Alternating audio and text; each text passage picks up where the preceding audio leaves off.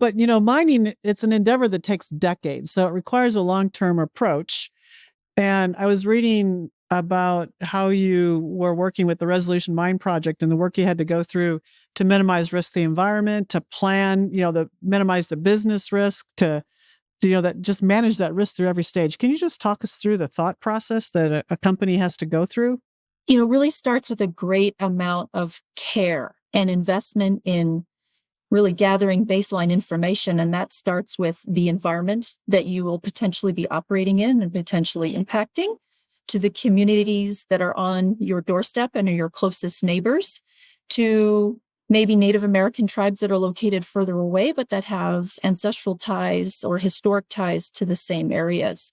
So it is years, decades, really for us, 2 decades of gathering that environmental baseline data, as well as the social data with the communities. And when we overlay our plans, then we can look at, through that dialogue, multi-stakeholder dialogue with communities, tribes, regulators, we start avoiding and minimizing things that are important, like recreation, ancestral sites, seeps, springs, waterways. And it's this collaborative dialogue that takes a long time, years, to look at alternatives so that you can avoid the special places that people like and come out with something that is mutually acceptable.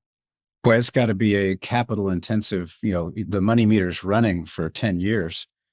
So that's a huge part of the business, I'm sure, before you even pull the first thing out of the ground. Yeah. So a deposit like Resolution Copper it's very unique. It is, 1.5 billion tons at 1.5% copper. These deposits are not a dime a dozen. They're really like looking for a needle in a haystack.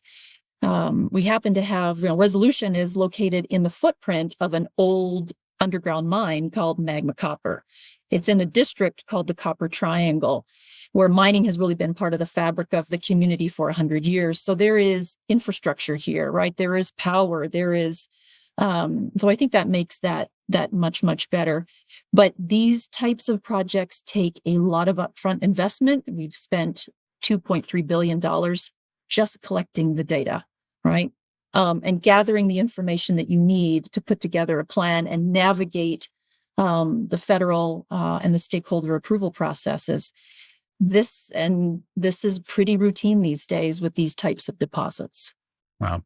So how about the actual, once you get all the approvals and everything's out of the way, there's a construction phase, right? You start basically digging. How do you do that? How do you do it safely? How do you stabilize the tunnels? What kind of equipment is involved? What is this like when you're going, everybody can visualize a pit mine, but how about going that deep underground?